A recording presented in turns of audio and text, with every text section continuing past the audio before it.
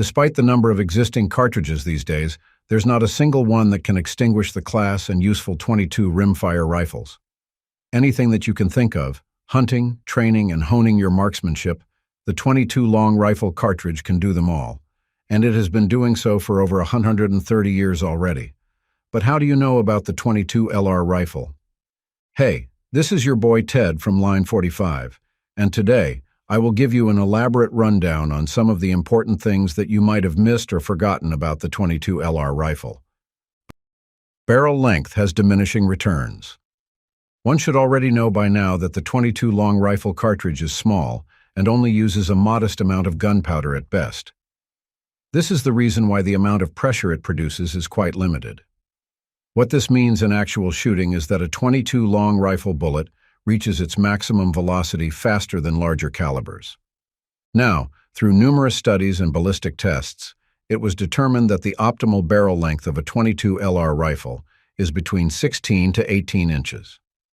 With this barrel length, the gunpowder in the cartridge gets enough time for it to burn fully and cause the gas to expand. It helps push the bullet to its maximum velocity while being accelerated by the expanding gases. There's always this misconception that longer barrels make a .22 LR rifle more accurate and efficient. But that's not really the case. The longer the barrel gets, the more surface area that bullet has to engage with while it's traveling through the bore. This contact causes friction, which, in turn, produces resistance. Beyond 18 inches, the bullet begins to slow down, given that the pressure behind it has already dissipated. Plus, the remaining friction from the extended barrel will cause the bullet to gradually lose its acceleration. The drop in pressure is bad for small cartridges like the .22 LR. Hence, I really recommend that you only get .22 LR rifles with 16 to 18-inch barrels if you want to get the most out of every bullet. Barrel twist rate matters. Let's discuss another aspect of the barrel of .22 rimfire rifles, which of course is its twist rate.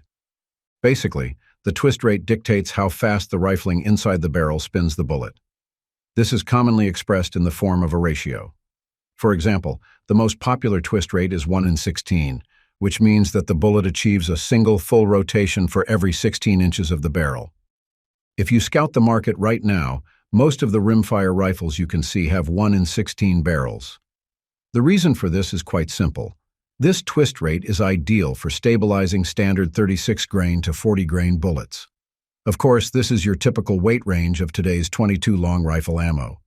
A 1 in 16 twist rate delivers the right amount of spin to keep these bullets stable in flight, which in turn optimizes their accuracy. However, here's something that you need to know as well. Look, whenever you use a subsonic or a hypervelocity round, the usual 1 in 16 twist rate isn't always the most effective for stabilizing the said bullets. The heavier subsonic bullets will need a faster twist rate, such as a 1 in 12 or 1.14 twist rate, for example.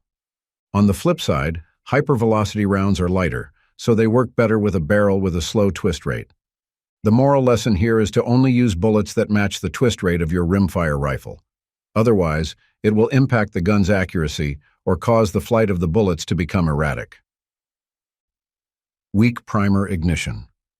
This is something that I need to address because, let's be real, no gun is perfect at all. Even the so-called immortal reliability of Glock isn't that absolute.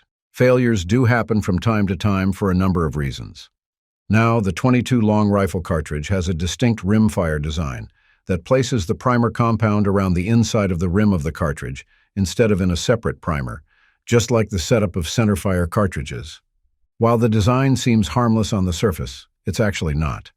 This design is prone to inconsistent primer ignition, especially in older rimfire rifles when used with bulk or low-quality ammo. Basically, the primer compound doesn't always get distributed properly throughout the rim. If you can visualize it, such a phenomenon causes weak strikers, or even misfires, when the bullet doesn't fire correctly while the firing pin hits the rim. Again, the issue here is misfires in .22 long rifles. But keep in mind that it only happens frequently when you bulk or low-quality ammo. These misfires aren't fun to experience, especially since you have to eject and discard the round manually, or fire them again instead. So does this mean that high-quality .22 long rifle ammo can solve the problem? Most probably, but I am sure that it's a surefire fix. Between a rimfire and a centerfire rifle, the centerfire platform has a better ignition system. So, even with the best .22 LR rifles, poor primer distribution in the rim can still lead to occasional misfires. Not all .22 long rifle ammo are semi-automatic friendly. Modern .22 LR rifles use semi-automatic action for obvious reasons. Despite that, you should know by now that these semi-auto rimfire rifles are quite ammo-sensitive. You see, semi-auto rimfires are dependent or reliant on the pressure generated by firing the cartridge to cycle the action.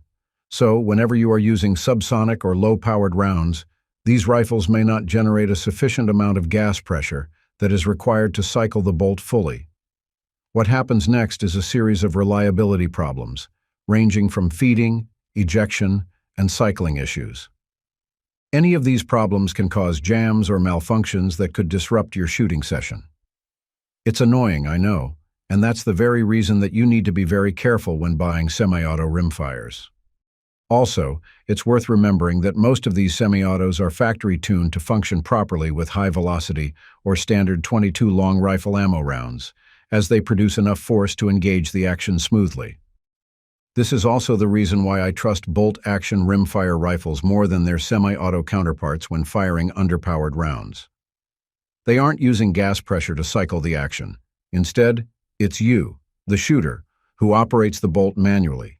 You don't have to worry about a certain pressure threshold to keep the rifle running. If you are keen on buying semi-automatic .22 long rifles, it's important that you experiment with different ammunition types to find what works best with your particular firearm. At this point, it's only trial and error that can save you from future inconveniences. Bullet drop and wind sensitivity. Many of us would like to think that a .22 long rifle is good for long-distance shooting. I have to forgive you if that's your expectation. 'Cause in reality, a rimfire rifle isn't actually the best choice for hitting targets at great distances. Don't get me wrong, though. These .22 long rifle bullets, they are quite accurate at short ranges. That's a guarantee. However, this accuracy is severely affected by factors you have no control over, such as wind and gravity. These elements are more felt the longer the bullet travels. No gun out there can still out-physics their way to accuracy. You see, beyond 100 yards, the bullet drop becomes more significant because, first, as I mentioned, a .22 long rifle bullet has low velocity. And second, the bullet is inherently light. But how about proper zeroing at shorter distances?